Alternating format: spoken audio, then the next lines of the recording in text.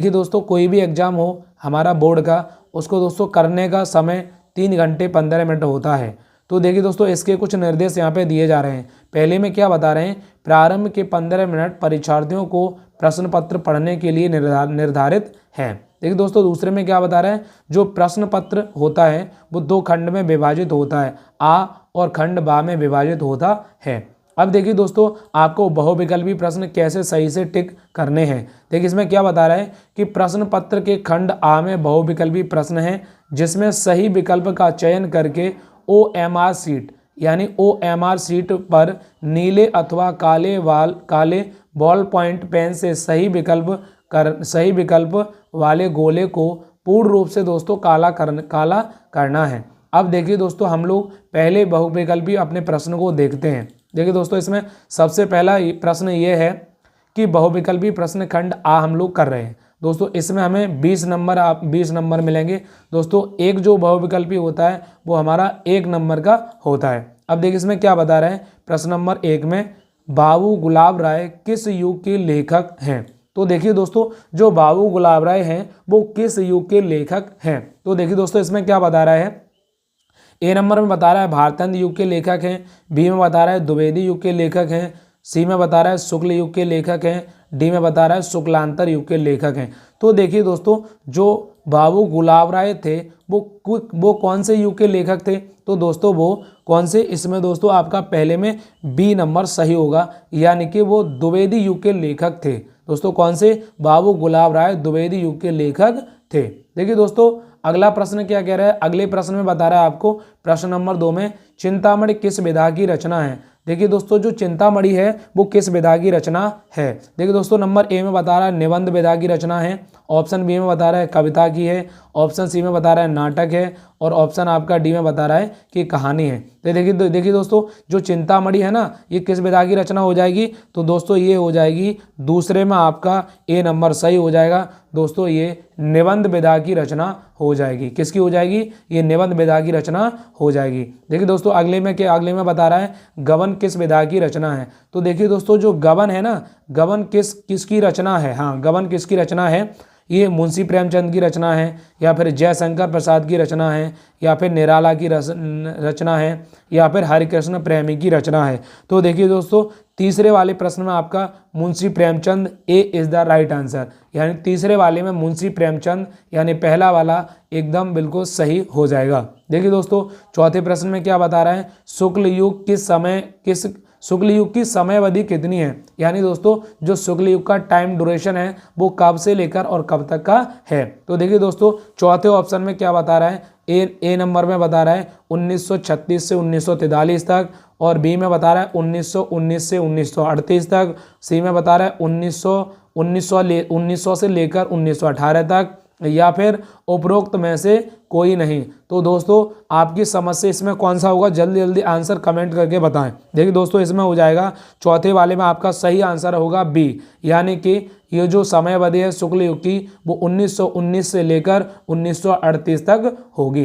देखिए दोस्तों, अगला आपका 5वां प्रश्न क्या है। दोस्तों 5वां प्रश्न है, नीड़ का निर्माण फिर किस विधा की रचना है। नीड़ का निर्माण फिर किस विधा की रचना है। तो दोस्तों ये देखिए, ऑप्शन नंबर ए में बता रहा है जीवनी, ऑप्शन नंबर बी में बता रहा है आत्मकथा, सी में बता रहा है साक्षात्कार या फिर भेंट वार्ता, डी में बता रहा है दोस्तों रेखा चित्र।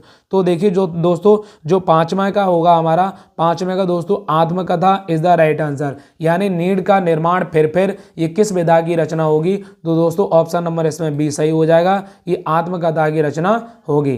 देखिए दोस्तों, आगे प्रश्न नंबर 6 की ओर हम लोग बढ़ रहे हैं। प्रश्न नंबर 6 में क्या बता रहा है, प्रश्न नंबर दोस्तों 6 में बता रहा है कि प्रिय प्रवास किस युग की रचना है। दोस्तों जो प्रिय प्रवास है ये किस युग की रचना है। तो देखिए दोस्तों, जो अब इसमें ऑप्शन क्या बता रहे हैं, पहला द्विवेदी युग है, दूसरा बता रहा है भारतेंद्र युग है, तीसरा बता रहा है प्रगतिवादी है, और डी में बता रहा है छायावादी युग है। तो दोस्तों प्रश्न नंबर 6 में आप लोग बताएं कौन सा होगा। तो देखिए दोस्तों, जो प्रिय प्रवास किस युग की रचना है।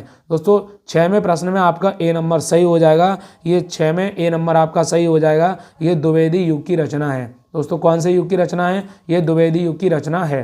अब देखिए प्रश्न नंबर 7 में क्या बता रहे हैं कि मधुशाला किसकी रचना है। दोस्तों जो मधुशाला है वो किसकी रचना है। तो देखिए दोस्तों जो अब इसमें ऑप्शन क्या बता रहा है, रामधारी सिंह दिनकर बता रहा है, हरिऔध बता रहा है बी नंबर में, सी में हरिवंश राय बच्चन बता रहा है और डी में बता रहा है सुमित्रा नंदन पंत। तो देखिए दोस्तों ये कौन सी होगी, मधुशाला किसकी रचना है। तो दोस्तों आपको 7 में हो जाएगा हरिवंश राय बच्चन, यानी कि सी नंबर आपका सही हो जाएगा। जो मधुशाला है वो हरिवंश राय बच्चन की रचना है। अगले में क्या है, प्रश्न नंबर दोस्तों 8 में हम लोग बढ़ रहे हैं। हाँ, प्रश्न नंबर 8 में बता रहे हैं भारत भारती किसकी रचना है। दोस्तों भारत भारती किसकी रचना होगी। ऑप्शन ए में सियाराम शरण गुप्त बता रहा है, बी में मैथिली शरण गुप्त बता रहा है, सी में जयशंकर प्रसाद बता रहा है और डी में महादेवी वर्मा बता रहा है। तो दोस्तों जल्दी से बताइए आप लोग भारत भारती किसकी रचना है। प्रश्न नंबर 8 में भारत भारती किसकी रचना है। तो दोस्तों ये बी नंबर हो जाएगा, मैथिली शरण गुप्त की रचना है। भारत भारती किसकी रचना है, तो ये मैथिली शरण की रचना है। देखिए दोस्तों प्रश्न नंबर 9 में क्या पूछ रहा है। प्रश्न नंबर 9 में क्या पूछ रहा है, आधुनिक काल कब से कब तक है। देखिए दोस्तों आधुनिक काल कब से कब तक है। तो इसमें पहले में बता रहे हैं सन 1843 से अब तक है, बी में बता रहा है 1643 ईस्वी से 1843 तक है और सी में बता रहा है 1918 से 1936 तक, डी में बता रहा है 1936 से 1943 तक। तो दोस्तों जो हमारा 9 में होगा, 9 में हमारा ए बिल्कुल सही आंसर हो जाएगा, 1843 से अब तक। दोस्तों अब देखिए 10 में क्या बता रहा है, 10 में बता रहा है मतीराम किस युग के कवि हैं। मतीराम जो थे वो कौन से युग के कवि हैं। अब देखिए आधुनिक काल के हैं, या बी में बता रहा है आदिकाल, या सी में बता रहा है भक्ति काल, डी में बता रहा है रीतिकाल। तो दोस्तों आप लोग जल्दी जल्दी बताएं मतीराम किस युग के कवि हैं, मतीराम किस युग के कवि हैं। तो 10 में आपका डी नंबर बिल्कुल सही हो जाएगा, रीतिकाल के कवि हैं। D number is the right answer, D number is the right answer. देखिए हम लोग आगे बढ़ रहे हैं, थोड़ा हास्य रस का स्थायी भाव है। देखिए दोस्तों ये तो बहुत सरल है, आप लोग जल्दी से जल्दी से बता दें हास्य रस का स्थायी भाव कौन सा होगा। तो देखिए दोस्तों हास्य रस का मतलब होता है हंसने से, है ना। तो इसमें हंसना देखिए कौन से में है, ए में शोक दे रहा है, बी में रति है और सी में हास है और डी में निर्वेद है। तो दोस्तों जो हास्य रस का स्थायी भाव होता है 11वें प्रश्न में आपका क्या हो जाएगा, 11वें प्रश्न में हास, यानी C is the right answer हो जाएगा, C is the right answer. 12वें क्वेश्चन में क्या पूछ रहा है, 12 में पूछ रहा है प्रश्न 12 में सोहत ओढ़े पीत पट श्याम सलोने गात मनो नील मन शैल पर आतप परियो प्रभात। उपरोक्त पंक्तियों में कौन सा अलंकार है। देखिए दोस्तों उपरोक्त पंक्तियों में कौन सा अलंकार है। 12 में दोस्तों ए ऑप्शन में बता रहा है उपमा, बी में बता रहा है उत्प्रेक्षा अलंकार, सी में बता रहा है रूपक अलंकार, डी में बता रहा है श्लेष अलंकार। तो जल्दी जल्दी बताइए दोस्तों 12 ऑप्शन में कौन सा, 12 प्रश्न में कौन सा ऑप्शन सही होगा। 12 में दोस्तों आपका बी नंबर सही होगा, उत्प्रेक्षा अलंकार इज द राइट आंसर, उत्प्रेक्षा अलंकार इज द राइट आंसर। दोस्तों 13 प्रश्न में क्या पूछ रहा है, 13 प्रश्न में रोला छंद में कितने चरण होते हैं। दोस्तों आप लोग जल्दी जल्दी बताएं रोला छंद में कुल कितने चरण होते हैं। ऑप्शन ए में बता रहा है 3, बी में बता रहा है 2, सी में बता रहा है 4, डी में बता रहा है 5, डी में बता रहा है आपका 5। तो देखिए दोस्तों 13वें प्रश्न का आपका सी नंबर बिल्कुल सही हो जाएगा, रोला छंद में 4 चरण होते हैं। 13 में सी इज द राइट आंसर, रोला छंद में 4 चरण होते हैं। प्रश्न नंबर 14 में क्या बता रहा है, प्रश्न नंबर 14 में बता रहा है आकर्षण शब्द में किस उपसर्ग का प्रयोग किया गया है। आकर्षण शब्द में किस उपसर्ग का प्रयोग किया गया है। ए में बता रहा है वि और बी में बता रहा है मान, सी में बता रहा है अक और डी में बता रहा है आ। तो देखिए दोस्तों 14वें प्रश्न में आपका D is the right answer, D आपका प्रश्न सही हो जाएगा। आकर्षण शब्द में उपसर्ग का प्रयोग किया गया है, तो इसमें आ उपसर्ग का प्रयोग किया गया है, आ आपका इज द राइट आंसर हो जाएगा। देखिए अब 15 में क्या बता रहा है, 14 नंबर हो गया। 15 में क्या बता रहा है, 15 में क्या बता रहा है, 15 हो गया, 15 नहीं हुआ है, 14 हो गया। 15 में क्या बता रहा है, 15 में बता रहा है रचना के आधार पर वाक्य कितने प्रकार के होते हैं। रचना के आधार पर वाक्य के कितने भेद होते हैं।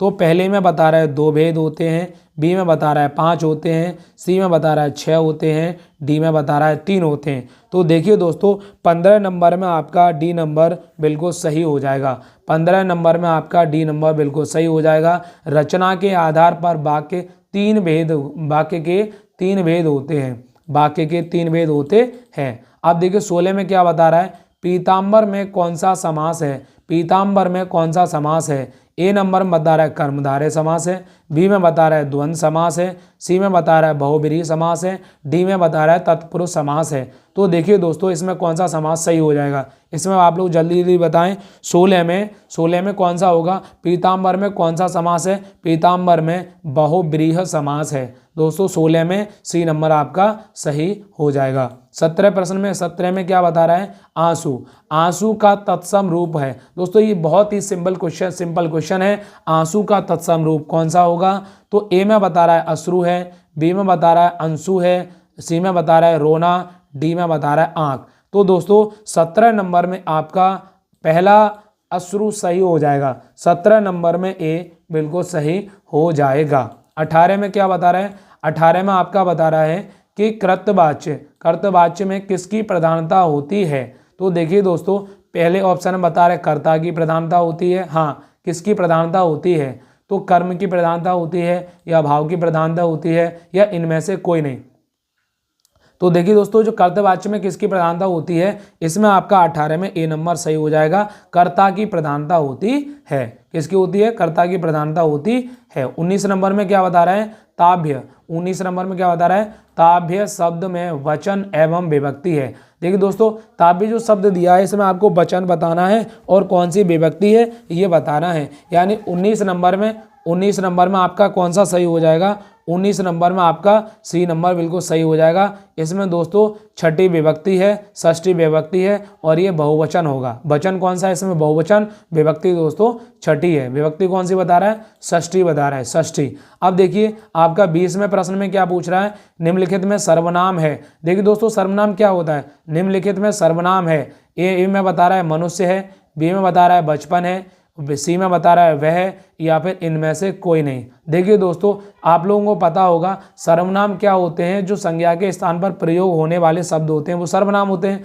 तो दोस्तों मनुष्य तो यहाँ पे नाउन होगा। बचपन क्या होगा, बचपन एडजेक्टिव होगा, यानी कि बचपन विशेषण होता है। और हम देखिए इन डी में बता रहे हैं इनमें से कोई नहीं। तो देखिए दोस्तों यहाँ पे सी नंबर आपका सही है, वह जो है यहाँ पे सर्वनाम है। तो दोस्तों ये पूरा वीडियो देखने के बाद मुझे लगता है दोस्तों आपका कोई भी डाउट नहीं बचा होगा और आप इस वीडियो को अगर अच्छे से देख लिए होंगे तो दोस्तों आपको 2025 एग्जाम में कोई दिक्कत नहीं होने वाली है। दोस्तों अगर वीडियो अच्छा लगा हो तो अपने दोस्तों के साथ ज़्यादा से ज़्यादा इस वीडियो को शेयर करें। अगर आप हमारे चैनल पर पहली बार आए हैं तो प्लीज़ दोस्तों चैनल को सब्सक्राइब जरूर करें। धन्यवाद।